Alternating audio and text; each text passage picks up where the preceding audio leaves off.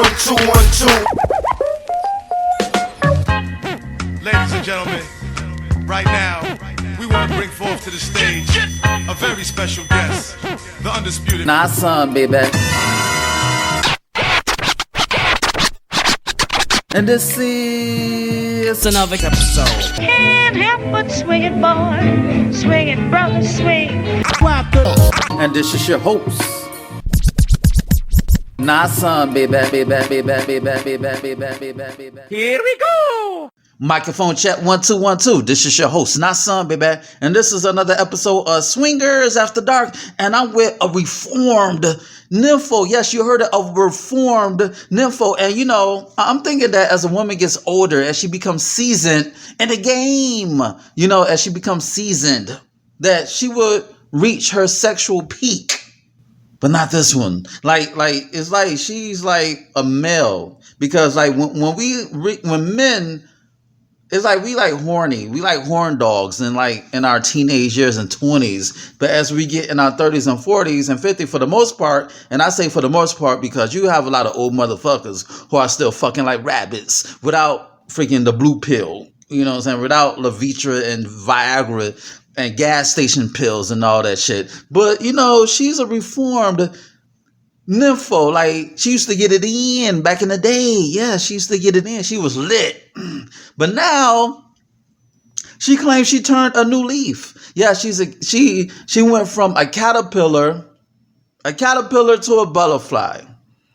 And she no longer want that dick. And she wants that dick, but not frequently. Like, you know, like in New York City, she used to be like New York City buses and trains. Like, it runs every 5, 10, 15 minutes. But now she's like that bus in like a southern city that runs like once an hour. You know what I'm saying? Now she's like that. So I want to get to the bottom of it. No pun intended, because I really get to the bottom of things when I hit that pussy. But anyway, I want to get to the bottom of things. So, Miss Lady, without further ado, first of all, like, you used to get it in, right? Like, did you get like double penetrated?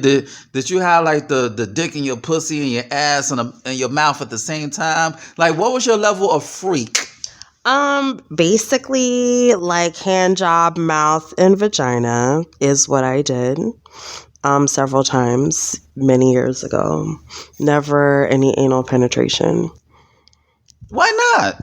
I mean, I did that separately, but it was too much for me.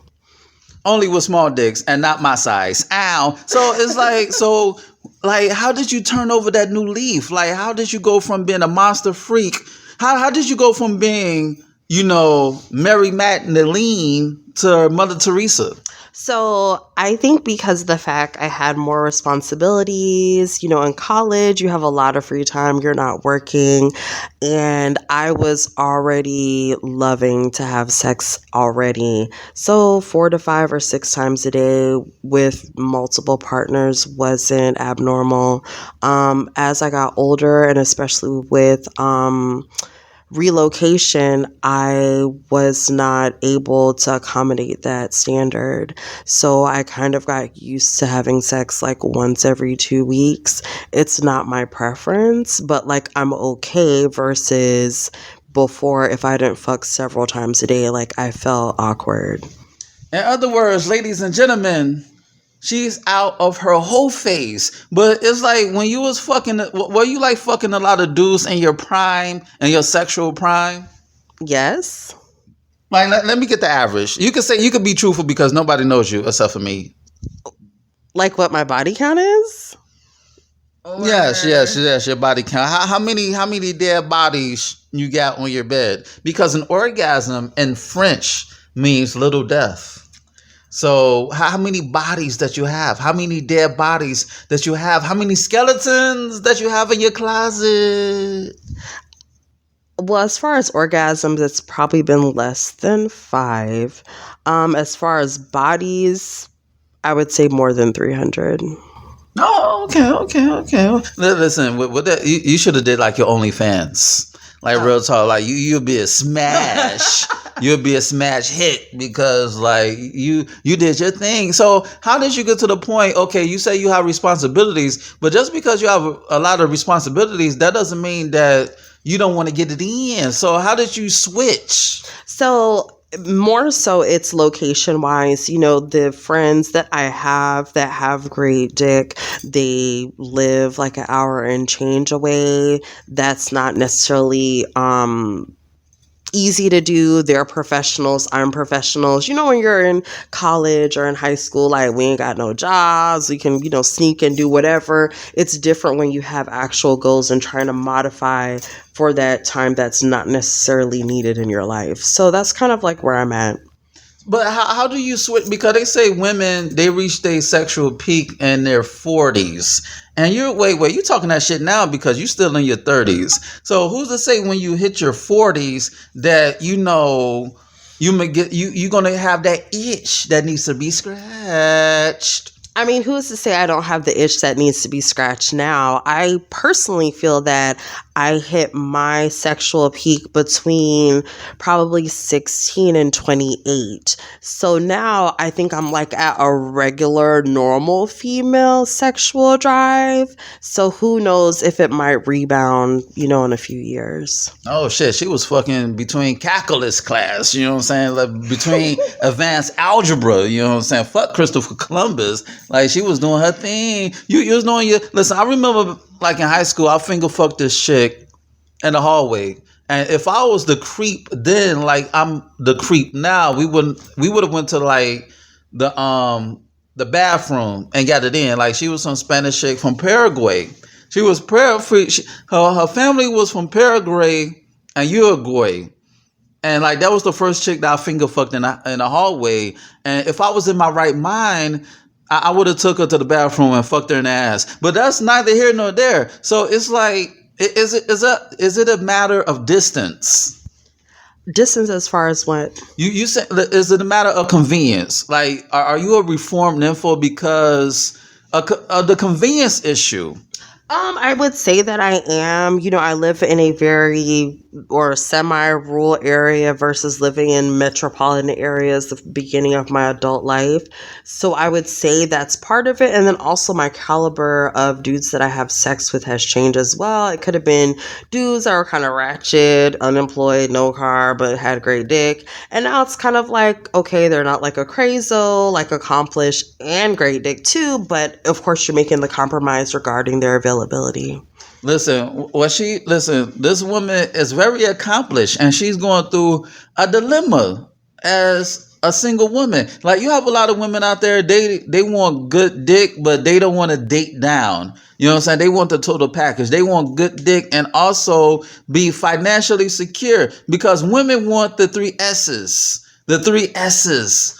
They want stability, security, and safety. Safety. What you thought I was gonna say? Sex? I thought it was gonna be like sex. Okay, No. That's too primitive. That's too primal. That's me. Y'all want the 3 S's. Y'all want safety, security, and stability to go with it. Wait, you're right. Okay, let me back up.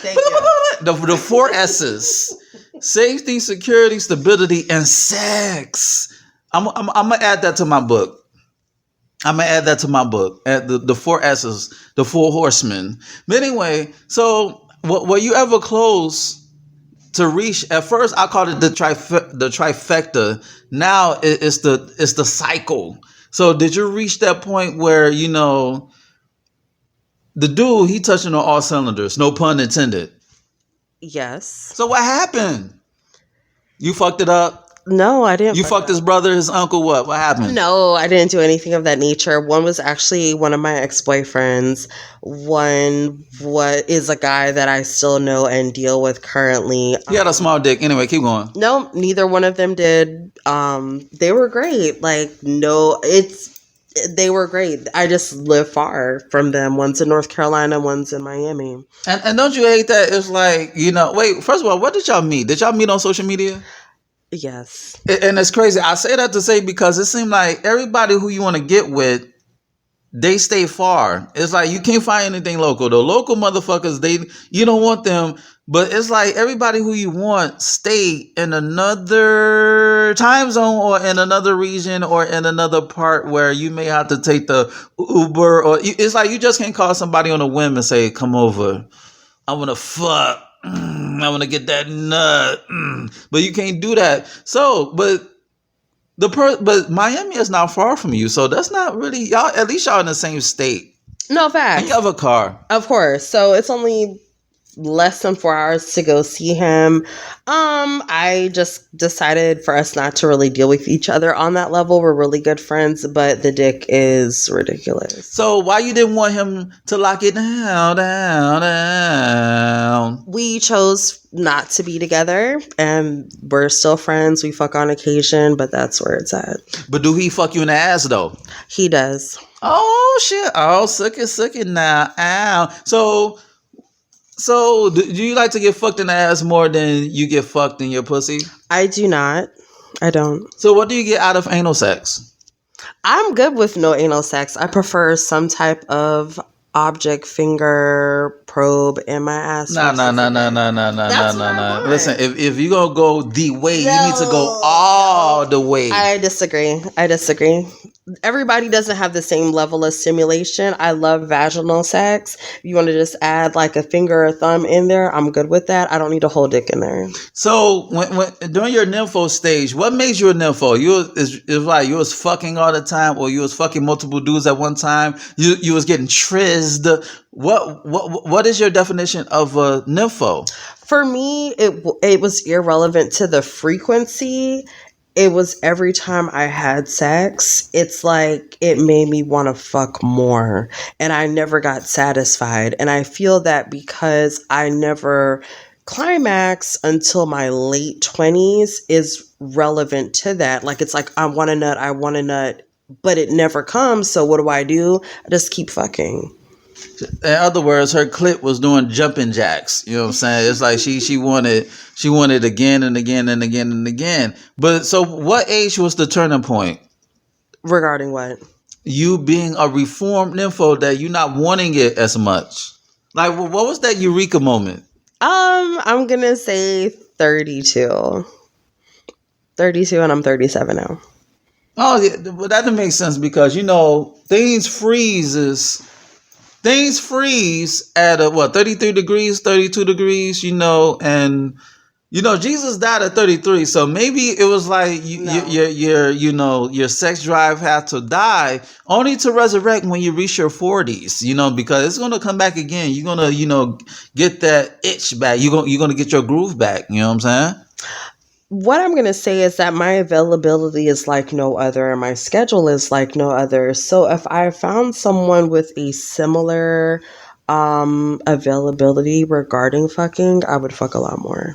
And ladies and gentlemen, she's a nurse. And we all know that professional women, whether they're nurses, teachers, or whatever the case may be, they're the biggest freaks. Second and third or fourth to church girls. But that's besides the point. So it's like, I'm trying to figure out that, I think you're still young. You're still young, but it's like, are you sure when you reach your 30s you're not gonna like revert to your hoism? Well, I'm already 30, and hoism. I don't know. We're just gonna have to see what happens. I don't have an answer for that. And on that note, this has been another episode of Swingers After Dark, and this is your host, Not Son, baby. Check out my website at www.notsonblaze.com. That's www.nahsunblaze.com, and check out my ebook, You, Me, Us, Them, The Swinger Manifesto. It's on Nook, Kindle, iBooks, Google Play. Go get it. It'll make you say, na, ow. And shoot me an email at swingpodcast@gmail.com. That's swingpodcast@gmail.com. Hit me up with any questions and concerns that you may have. Rate, share, subscribe, and comment on this podcast. Dig. And on that note, until next time, peace.